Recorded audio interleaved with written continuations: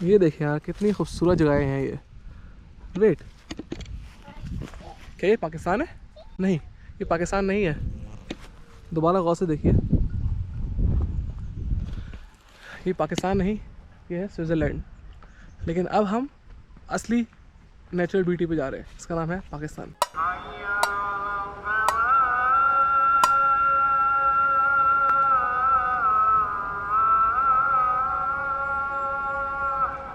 उम्मीद करता हूँ आपको मेरे पिछले तमाम 3 व्लॉग पार्ट 1, पार्ट 2, पार्ट 3 पसंद आए होंगे। उन तमाम 3 व्लॉग्स में हमने बताया कि किस तरह हमने अपने सफ़र की शुरुआत की कराची से इस्लामाबाद, इस्लामाबाद से सवात, सवात से कुमराट वैली वाया कलाम, और अब कुमराट वैली से हम पहुँचे हैं जाज़ बांडा। जाज़ बांडा पहुँचने में कुमराट वैली से हमें तकरीबन 1.5 घंटे का टाइम लगा, और अब यहाँ से हम जाएंगे 3 घंटे की हाइक करके मज़ीद जाज़ बांडा के मेडो की तरफ। हमसे गलती ये हो गई कि हम थोड़ा रात के टाइम पे पहुँचे, और उस रात के टाइम पे पहुँचने की वजह से रोशनी के कम होने के सबब हम लोगों को घोड़े हायर करना पड़े। जो हाइकिंग हमने सोचा था कि 3 घंटे की होगी, उसको रास्ते रोशनी ना होने के सबब और बहुत ही ख़तरनाक वाटरफॉल्स रास्ते में आते हैं जिसमें घोड़े को पास करना पड़ता है, जंप करना पड़ती है। तो इन रास्तों को गुजरने के बाद हम लोग तकरीबन 4.5 घंटे बाद, यानी रात के 10 से 11 बजे हम पहुंचते हैं जाज़ बांडा मेडो में। लेकिन जब हम जाज़ बांडा मेडो पहुंचते हैं तो वहाँ देख के हमारी आँखें खुल जाती हैं। क्यों? कि वहाँ पर तो दिन का समय था, वहाँ पर रिजॉर्ट्स हैं, होटल्स हैं, हर चीज़ वहाँ मौजूद है, और वहाँ पर अच्छे खासे टूरिस्ट मौजूद थे। मौसम बहुत अच्छा था, आपको एक जैकेट आपको नॉर्मल पहननी है और आपको सर्दी नहीं लगेगी उससे। तो मौसम अच्छा था, सर्दी नहीं थी काफ़ी ज़्यादा। और जब हमने आसमान की तरफ अपना मुंह किया तो हमें नज़र आए बहुत सारे स्टार्स। जब हम जाज़ बांडा पहुँचते हैं तो जाज़ बांडा पहुँचने के बाद हम लोग देखते हैं कि वहाँ पर बारबेक्यू करने के लिए, खाना पकाने के लिए, चाय पकाने के लिए हमारे पास हर चीज़ें मौजूद थी। तो हमने क्या किया, हम अपने साथ एक बाकायदा एक चूल्हा ले गए थे जिसमें 6 से 7 दिन की गैस मौजूद थी। तो हमारे पास चिकन थी, हमारे पास बीफ था, हमारे पास चाय का सामान था, कढ़ाई का सामान था, सब्जियां थी। तो हमने वहाँ बैठ के खुद बाकायदा कढ़ाई बनाई, हमने नूडल्स बनाए और बाकायदा बारबेक्यू किया। जब हमने वहाँ पर बारबेक्यू किया तो उसके बाद हमने रात को 12 से 1 बजे तक हम लोग सो गए। जब सोए तो सोने के उठने के बाद जब हमने अपना व्यू देखा तो ये व्यू आप देख सकते हैं। हमें ये ग्लेशियर का व्यू नज़र आया और हमारे चारों तरफ ग्लेशियर्स मौजूद थे। और मैं ये कह सकता हूँ कि ये एक one of the best scene था मेरी अपनी ज़िंदगी का, कि आप सुबह सो के उठते हैं अपने बेड से और आपको सामने चारों तरफ ग्लेशियर और वाइल्ड हॉर्सेस, काउस आपको नज़र आते हैं। बहरहाल जब हमने सुबह को फ़ैसला किया जाने का किसी और डेस्टिनेशन पे जाज़ बांडा से, तो हमारे सामने 2 ऑप्शंस थे। पहला, हम जा सकते थे कुंड बांडा, और दूसरा हम जा सकते थे कटोरा लेक।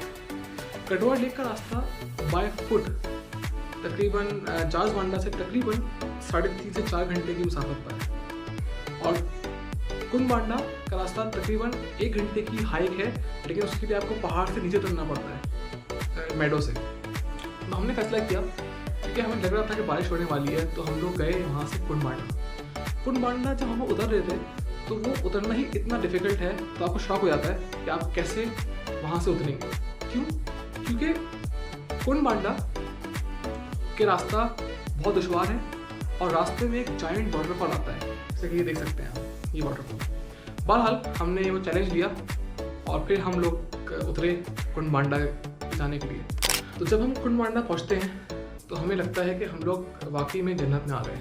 क्यों? क्योंकि बहुत ही ज़्यादा जन्नत नज़ीर वादी थी कुंड बांडा। मैं समझता हूँ कि आप इमेजिन करें कि आप पहुँचते हैं इतने स्ट्रगल के बाद एक जगह पे।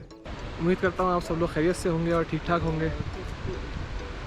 इस वक्त हम मौजूद हैं कुंड बांडा के अंदर। ये जाज़ बांडा से तकरीबन 2 घंटे की हाइक है, और यहाँ पर आप घोड़े के बजाय आपको कोई चीज़ नहीं मिलेगी यहाँ पर पहुँचने के लिए। आप सिर्फ बाय वॉक यहाँ पर बाय हाइक करके आप आ सकते हैं।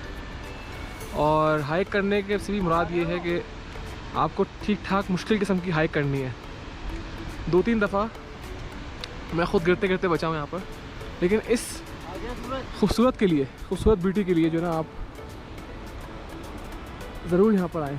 ये देखिए हमें ग्लेशियर है हमारे, पानी का ज़रा आप कलर देखें, माशाल्लाह अल्लाह की कुदरत है दोस्तों।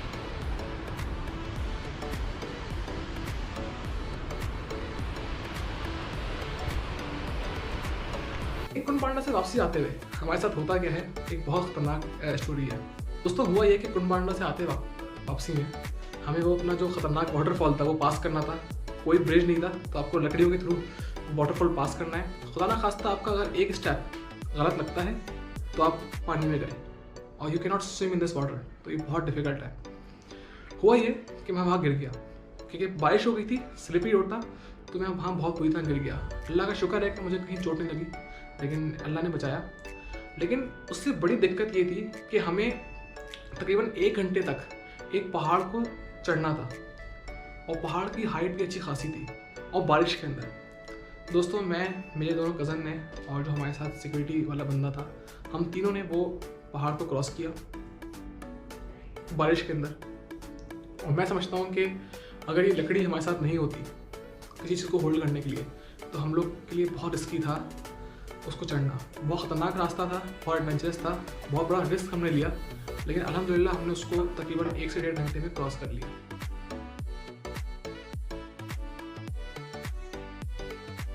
मैंने 34 मुल्क घूमे और मैं इस बात को हल्फन कह सकता हूँ और इसको मैं बहुत ऑथेंटिकली कह सकता हूँ कि इससे ज़्यादा खूबसूरत जगहें मैंने कभी नहीं देखी। हर 5 किलोमीटर के डिस्टेंस के बाद आपके लिए एक बहुत ही अमेजिंग व्यू है। जो लोग फोटोग्राफर्स हैं, जिनको जगह एक्सप्लोर करने का शौक है, माउंटेनियर्स हैं, जिनको वाटर स्पोर्ट्स का शौक है, उनके लिए जगहें बहुत ही अहमियत की हामिल है। क्यों? क्योंकि यहाँ पर इतनी खूबसूरती है और अनटच ब्यूटी है कि आपको हर लम्हा मजा आएगा यहाँ पर घूमने में। तो जब अपनी फैमिली के साथ आए तो टाइम लेके आए, एटलीस्ट 1 से 2 हफ्ते के लिए आप आइए और इन जगहों को प्रॉपर्ली एक्सप्लोर कीजिए अपने बच्चों के साथ, अपनी फैमिलीज के साथ। और प्लीज वहां पर इसको लिटरिंग नहीं कीजिए, वहां पर गंदगी नहीं कीजिए, क्योंकि गंदगी से वो जगहें खराब हो सकती हैं। अपनी फैमिली के साथ आए, कोई सेफ्टी सिक्योरिटी है, कोई इशू नहीं है वहां पर। अल्हम्दुलिल्लाह हमने वहां पर फैमिलीज देखी हैं जो आई हुई थी, इतने टफ हालात में भी वो फैमिलीज आई हुई थी वहां पर घूमने के लिए। तो जरूर आइए इन जगहों घूमने के लिए। और मेरे हिसाब से मैं आपको दोबारा बता दूं कि इससे ज्यादा खूबसूरत जगहें दुनिया के किसी मुल्क में नहीं है। अभी तक मैं आपको बता चुका हूं कि इतने सारे ममालिक को मैंने घुमा है। सिर्फ इंफ्रास्ट्रक्चर की थोड़ी कमी है, लेकिन अल्हम्दुलिल्लाह अगर वो पूरी हो गई तो अल्लाह आपको जरूर तौफीक दे बाकी ममालिक को देखने की भी। लेकिन अगर आप पाकिस्तान में रहते हैं, कराची में, इस्लामाबाद में, लाहौर में, कोयटा में, पेशावर में या किसी भी शहर में पाकिस्तान के, तो आप जरूर पाकिस्तान को एक्सप्लोर कीजिए। बहरहाल अपना सफर कंटिन्यू करते हैं।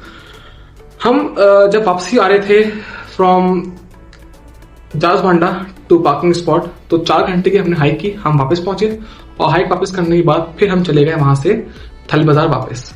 हम थल में हमने एक रात स्टे की। वहां पर हमने ट्राउट खाई, मछली, जो कि तकरीबन आपको 10,000 रुपये 12,000 रुपये की पड़ती है। हमने वो खाई, फ्रेश मछली थी, और कढ़ाई वगैरह खाई। वहां पर अपनी रात एंजॉय की। नए होटल्स वहां बने हुए थल के अंदर, तो आपको काफी मजा आएगा रहने में वहां पर। हम थल में हमने स्टे किया रात में, और नेक्स्ट डे फिर हम निकल गए वापसी के लिए सवात के लिए। सवात से वापसी आने में हमें दोबारा वही 10 घंटे लगे। और जब हम उतरोड़ पहुंचे हैं वापसी में बाड़बई पास से, तो ये विजुअल्स देखिए बाड़बई पास के जो मैंने कैप्चर किए हैं दिन के अंदर। हमें बाकायदा वहां पर हमें वाइल्ड जो बाज था वो नजर आया, और बाज को देख के हम लोग खुद हैरान हो गए। जब हम लोगों ने वहां पर थोड़ा बाड़बई पास को एक्सप्लोर किया तो हम लोग की आंखें खुली रह गई। बाड़बई पास इतना खूबसूरत है, ऐसा लगता है कि पूरा जो एक ग्रीन कलर की बेडशीट है वो पूरे इस ग्लेशियर ने ओढ़ी हुई है।